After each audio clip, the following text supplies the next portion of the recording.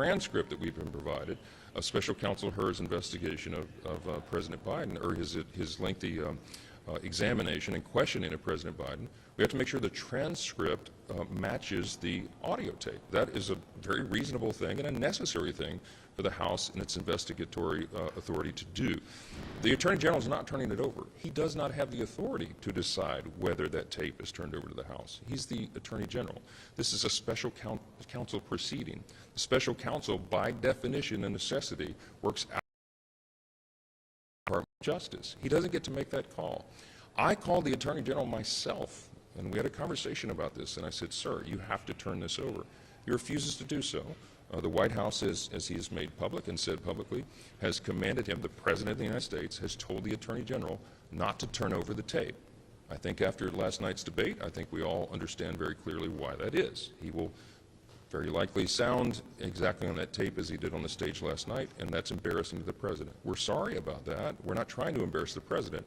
We're trying to get down to the facts. So, that being said, we're going to be as aggressive as you can. We use every tool in our arsenal to make sure that the evidence that the House is entitled to is turned over. So we are going to court on Monday. We're filing a lawsuit. We are going to go pursue and execute upon that subpoena. And we're going to get the courts, the third branch, to enforce the executive branch to turn over the tapes to the legislative branch. It's an exercise. You're going to go through the court system and not attempt inherent contempt. Look, I think the easiest way, the best way, is to allow the third branch to resolve this dispute between the executive and the legislative branch. There may be other avenues that we can pursue, and we're looking into all that, but we're not committed to anything yet. What Anna, Paulina Luna, and I, and all House Republicans agree upon is that we've got to use every tool in the toolbox here, so to speak, because this is very, very serious, a serious matter for the country, and we're going to do our duty here.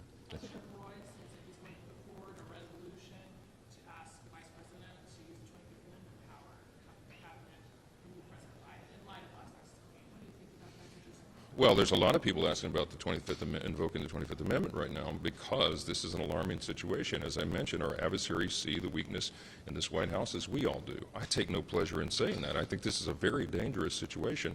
But, you know, unfortunately, it's not the Constitution. Of course, it's the Cabinet that makes that decision. I would ask the Cabinet members to search their hearts. I think, you know, you've all been reporting all day long about the panic that has ensued in the Democratic Party. I would be panicking too if I were a Democrat today, and that was my nominee. I think they know they have a serious problem, but it's not just political. It's not just the Democratic Party. It's the entire country. We have a serious problem here because we have a president who, by all appearances, is not up to the task. And these are very dangerous times. This is a very serious moment in American history, and it needs to be regarded and handled as such. And we hope that they will do their duty, as we all seek to do our duty, to do best by the American people. These are fateful moments. Yeah. If I were in a cabinet, in the Biden administration right now, in a cabinet, I would be having that discussion with my colleagues at the cabinet level. I would, and I think many of them, I think in their see exactly what we do, and we'll see what action they take. It's a serious situation. Thank you all so much. Thank you.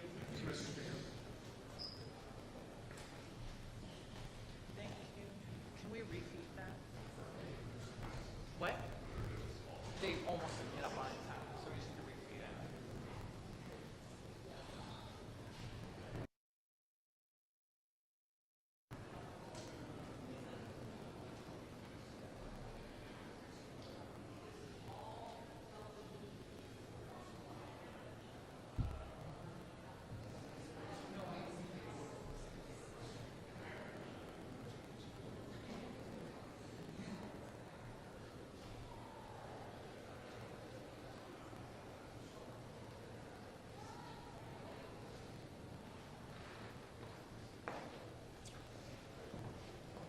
Good afternoon, everybody. This is an